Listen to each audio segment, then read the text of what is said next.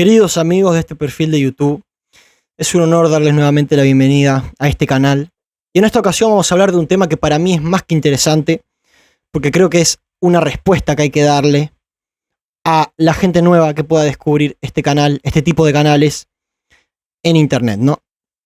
Y es, ¿en qué se diferencia el militante libertario del resto de militantes de cualquier partido? ¿Cuál es la diferencia? Vos que me estás viendo a mí en este momento, ¿en qué me diferencio yo de aquel militante frente amplista que encontraste en las redes, o de aquel militante blanco que encontraste en las redes, o de aquel militante colorado que encontraste en las redes? Vos cuando usás redes sociales seguramente te encontrás con militantes de todos los partidos defendiéndote justamente esos partidos, ¿no? Criticando al partido opuesto y defendiendo sus propios partidos. Te encontrás a militantes frente amplistas defendiendo las gestiones del Frente Amplio y criticando las gestiones del Partido Nacional, por ejemplo. Y seguramente te preguntes, ¿cuál es la diferencia entre yo y esos militantes? Así que creo que es más que necesario marcar las diferencias que hay que marcar para que no hayan confusiones, para que la gente no nos meta a todos en la misma bolsa. Porque a mí me han llegado a decir blanco. Y eso es algo que hasta cierto punto me molesta, porque yo no soy blanco. Entonces dije, bueno, vamos a hacer este video para decir en qué me diferencio yo de los blancos. O en qué me diferencio yo de los colorados. Muy bien, vamos a empezar por partes. Como saben, toda la ciudadanía tiene un contrato con el Estado. Un contrato a través del cual ellos tienen que cumplir una cierta cantidad de leyes y de normas para que el Estado no aplique contra ellos una serie de acciones violentas y coercitivas, ¿no? Por ejemplo, pagando impuestos no vas preso. Si vas a la velocidad indicada en tu auto no te van a multar. Si no dejas el auto mal estacionado no te van a multar. Si no robás no te van a meter preso. Si abrís tu empresa tenés que pagar impuestos porque si no te resulta que tu empresa es ilegítima y te la pueden cerrar o te pueden embargar. Etcétera, etcétera, etcétera, ¿no? Todo este tipo de normas que hay que cumplir para que el Estado a uno no le aplique la violencia. Hasta ahí está perfecto.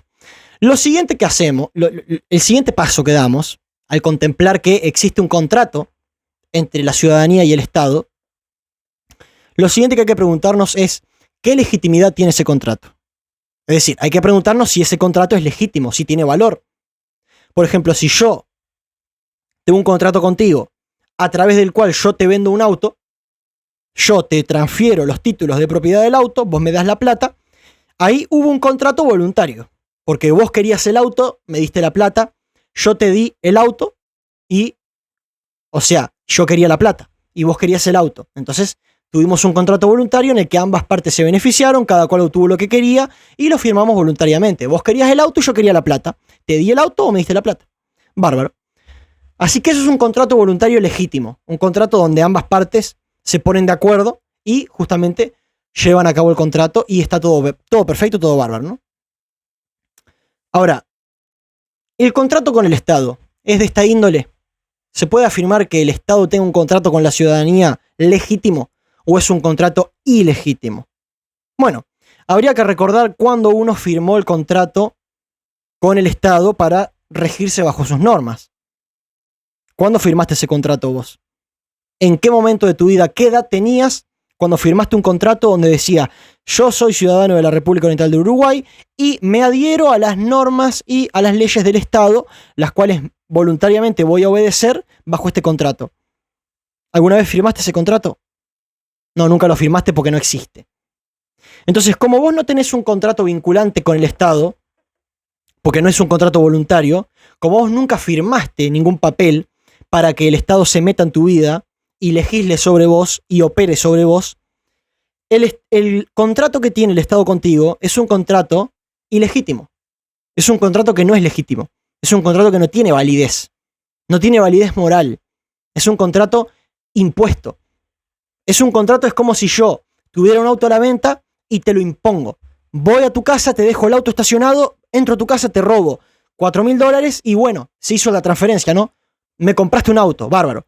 Fui de pesado, te lo dejé en tu casa y te robé $4.000 a cambio. Entonces, ¿se podría decir que eso es un intercambio legítimo? No, no es un intercambio legítimo, porque vos en ningún momento quisiste comprar el auto. Si hubieras querido comprarlo, vos mismo me hubieras dado los $4.000. Pero no, yo fui, te dejé el auto de pesado y te robé los $4.000. Y sí, compraste un auto, técnicamente compraste un auto, pero ¿vos querías comprarlo? Bueno, lo mismo ocurre con el Estado, ¿no? El Estado te da cosas a cambio, pero ¿vos realmente querés esos servicios? El Estado a vos te da policía, o te da hospitales, o te da educación para tus hijos, o te da planes sociales, o te da talleres deportivos. ¿Vos realmente querés eso? Te da obras de teatro, te da shows, espectáculos. ¿Vos realmente querés eso? Porque si no lo querés, el Estado te lo va a dar igual. Te lo va a imponer. Ese es el primer punto. Ahora, entendiendo la noción básica y axiomática de que el contrato del ciudadano con el Estado es ilegítimo, lo siguiente que nos preguntamos es, bueno, si el contrato del ciudadano con el Estado es ilegítimo, quiere decir que ese Estado que ejerce su hegemonía sobre el individuo a través de un contrato legítimo tendría que tener el poder más reducido posible o, en el mejor de los casos, no existir para que el individuo esté lo más a salvo posible de esa opresión impuesta. Ejemplo para que vos me lo entiendas. El objetivo, como siempre digo, es que se entienda, ¿no? Supongamos que yo te vendo cosas obligadas. O sea, yo te vendo algo y te robo la plata. Aunque vos no me lo quieras comprar, te robo la plata y te lo doy de pesado. Te obligo a comprarme. ¿Qué preferís? ¿Que te obligue a comprarme un avión o que te obligue a comprarme un chupa chupa o un caramelo? ¿Qué preferís? Que te obligue a comprarme un caramelo, porque serían $2. Entonces sí, si yo te robo $2 y te doy un caramelo, es mejor, es preferible a que te robe $150.000, no sé cuánto vale un avión, ¿tá? O no sé, $1 millón, no sé cuánto puede valer un avión, $1 millón, y te ponga un avión en un terreno y te diga, acá está tu avión, y está tu nombre y es tu avión. ¿Qué preferís vos? Suponiendo que no querés ninguno de los dos, ¿qué preferís? Que te roben un caramelo. Al igual que me decís, un ladrón que me va a robar, estoy en la calle, ¿qué prefiero? ¿Que me robe el celular o que me robe, no sé, la cédula? Y yo preferí que te robe la cédula. Porque es lo que menos daño te haría. Porque te está robando algo que vale menos y que es más fácil de recuperar, ¿no? De la misma manera ocurre con el Estado. Ya que el Estado se encarga de saquear al individuo, lo que habría que preocuparnos es de que el Estado tenga el menor poder posible para saquear lo menos posible. Y que el individuo dentro de ese saqueo por lo menos se pueda recuperar rápidamente o no le afecte demasiado. O incluso, en los que siguen mi corriente, que el Estado sea inexistente, o sea, que no haya Estado. Que es en definitiva la ideología que siempre he defendido en este canal. La ausencia de Estado. Y tengo un montón de videos defendiendo por qué ese sistema, a mi juicio, funcionaría. Y tengo una serie llamada En defensa del anarcocapitalismo, donde voy abordando todos los argumentos necesarios para sostener teóricamente esa teoría. Pero vamos a ir al punto clave. Entonces, se deduce lógicamente, venimos deduciendo lógicamente que, dado que el Estado no saquea, tendría que tener el menor poder posible para saquearnos lo menos posible y que nosotros estemos dentro de lo que cabe lo mejor posible, ¿no? Es decir, habría que achicar al monstruo lo máximo posible para que no nos asuste tanto, por así decirlo, ¿no? En términos metafóricos. Ahora, eso es lo que proponemos los liberales.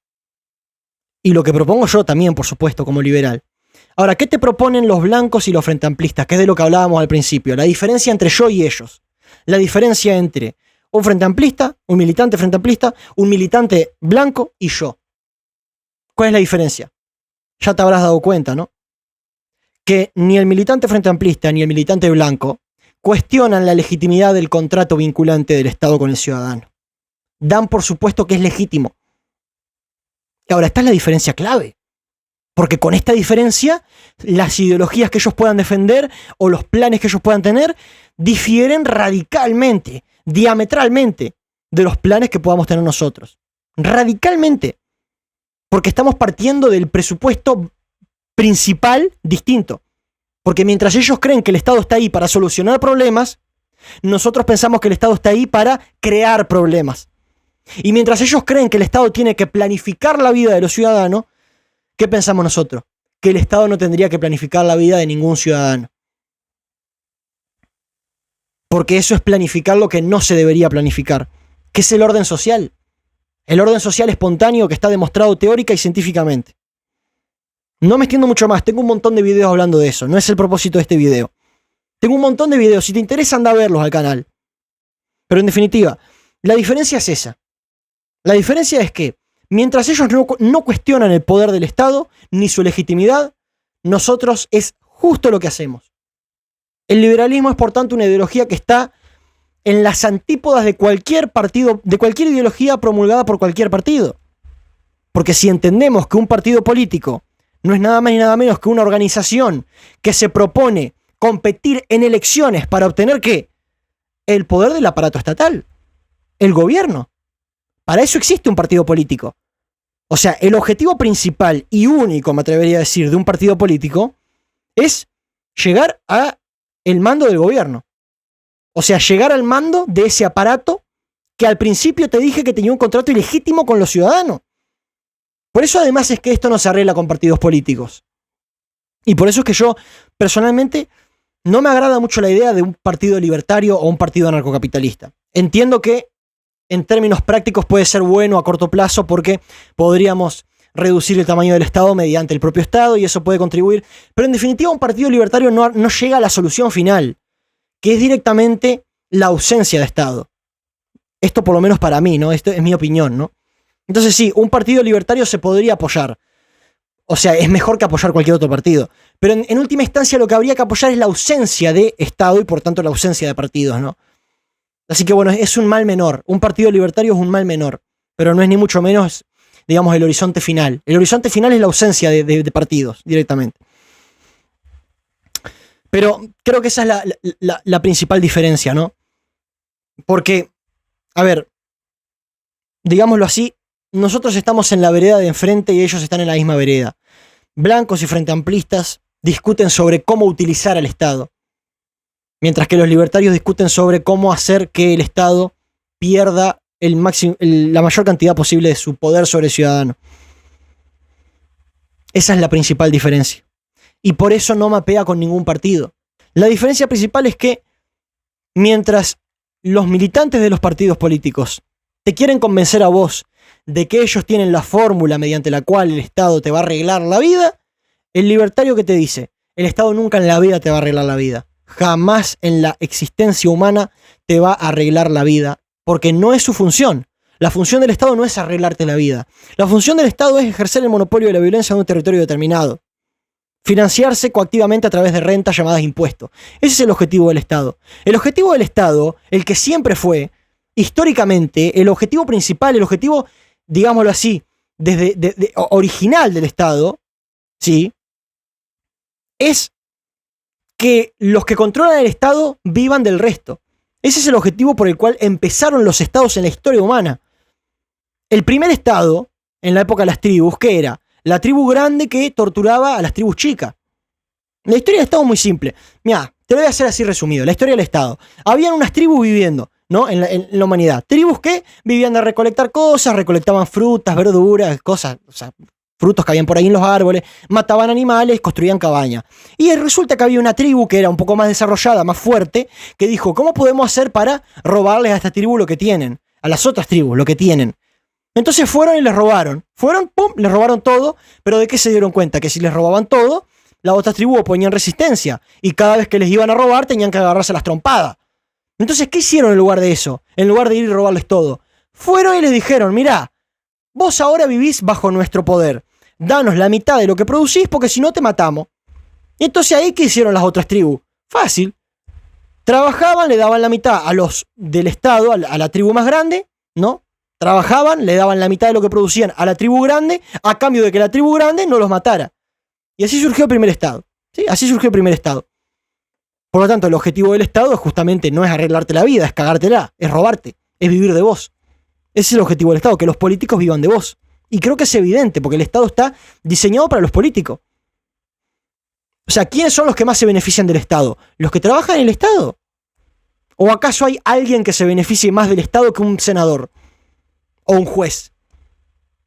Decime quién se beneficia más del Estado que un juez o un senador. ¿Quién se beneficia más? Te pregunto, ¿quién se beneficia más? Una pregunta muy simple. Un senador que cobra 800.000 pesos, ¿no? O 400.000 pesos por estar sentado hablando tontería, o un trabajador que trabaja 8 horas rompiéndose el lomo de lunes a sábado para cobrar 20.000 pesos. ¿Quién se beneficia más del Estado? Pensalo, papá.